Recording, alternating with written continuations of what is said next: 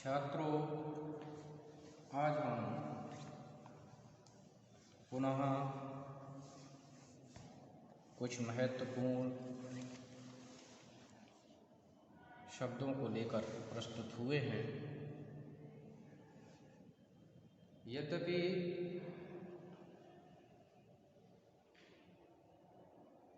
इस प्रकार के अनेक शब्द हैं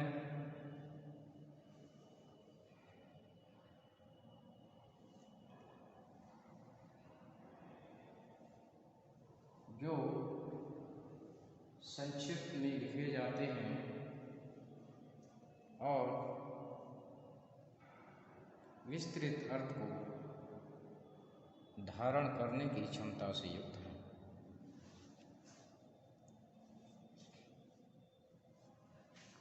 ये वे शब्द हैं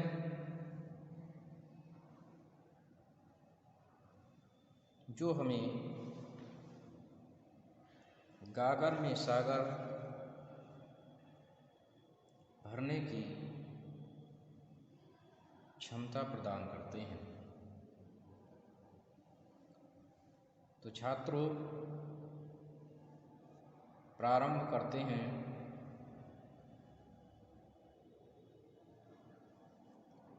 पहला शब्द है वाचाल।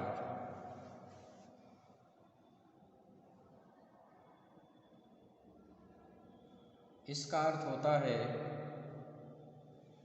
जो अत्यधिक बोलता हो उसे वाचाल कहते हैं। इसी प्रकार शब्द है वातानुकूलित, जिसके भीतर की हवा का तापमान समान स्थिति में रखा गया हो उसे वातानुकूलित कहते हैं।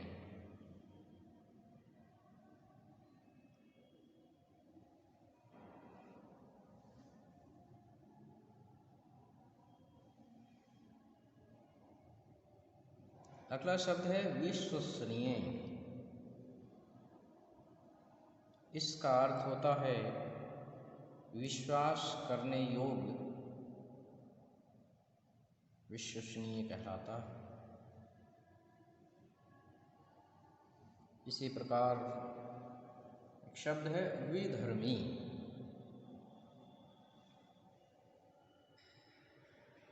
जो धर्म के विपरीत आचरण करता हो उसे विधर्मी कहते हैं। विजातीय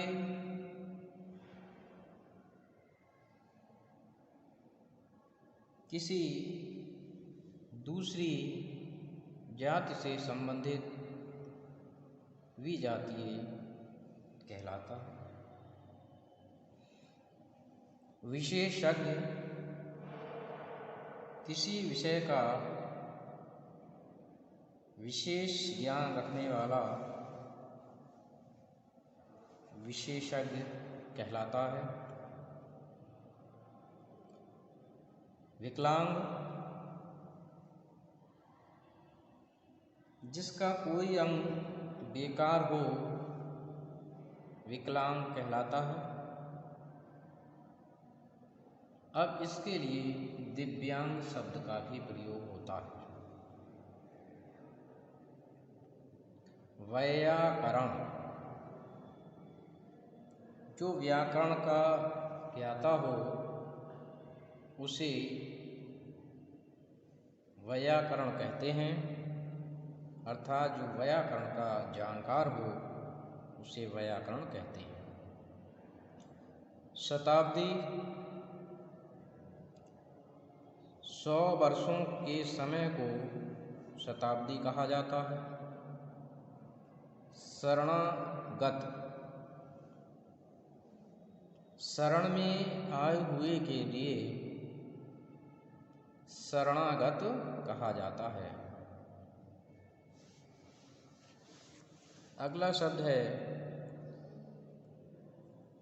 शास्त्रार्थ। इसका अर्थ होता है दो विद्वानों में किसी विषय पर तर्कपूर्ण वाद प्रतिवाद होना। सजातीय एक ही जाति से संबंधित होना। समकालीन एक ही समय में उत्पन्न होना समकालीन कहलाता है। सदाचारी जिसका आचार अच्छा हो अर्थात जिसका आचरण अच्छा हो उसे सदाचारी कहते हैं। सर्वज्ञ जो सब कुछ जानता हो उसे सर्वज्ञ कहा जाता है। अगला शब्द है सर्वप्रिय। जो सबका प्यारा हो वह सर्वप्रिय कहलाता है। फिर है सार्वजनिक। सब लोगों से संबंध रखने वाला सार्वजनिक कहलाता है। स्थानापन्न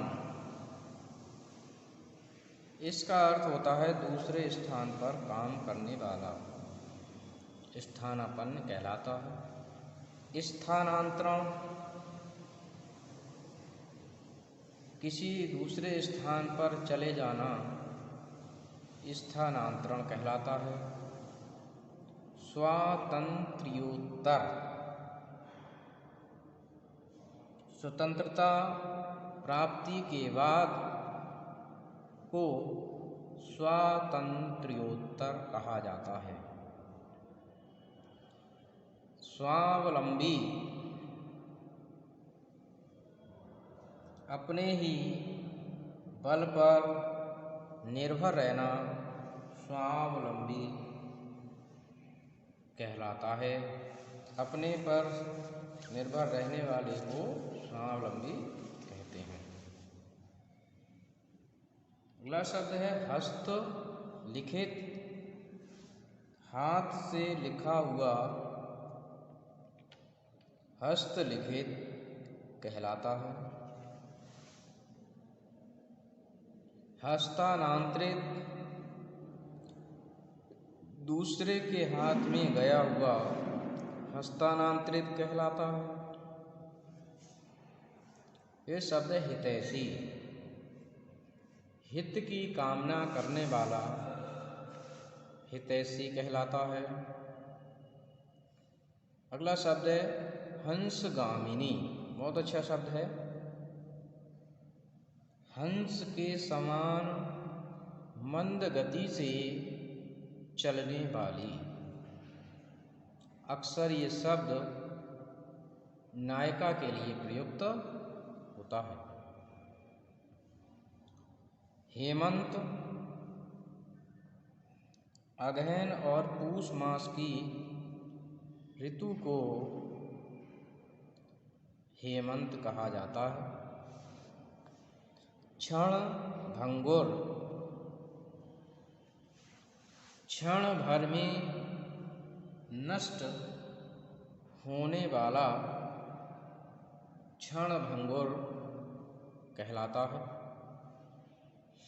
इसी प्रकार शब्द है त्रिकालदर्शी।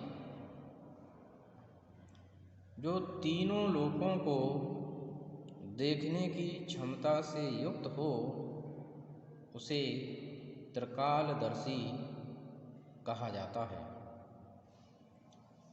अगला शब्द है त्रिकालज्ञ।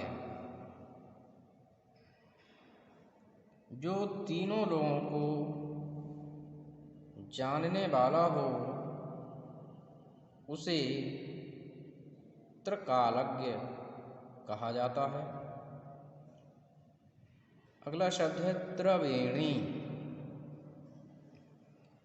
तीन नदियों के संगम स्थल को त्रिवेणी कहा जाता है और ये तीन नदियाँ गंगा, यमुना और सरस्वती के संगम को त्रिवेणी कहा जाता है। अगला शब्द है तिर्युगी। तीनों लोकों में होने वाले को तिर्युगी कहते हैं। त्रिलोक जो तीनों लोकों का समूह को त्रिलोक कहते हैं। ज्ञातव्य, ज्ञातव्य जो जानने के योग्य हो उसे ज्ञातव्य कहते हैं। ज्ञेय जिसे जाना जा सके उसे ज्ञेय कहते हैं।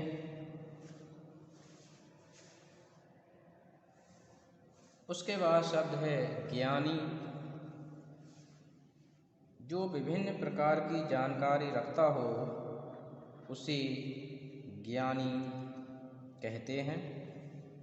इसी प्रकार से एक शब्द है अंधानुकरण।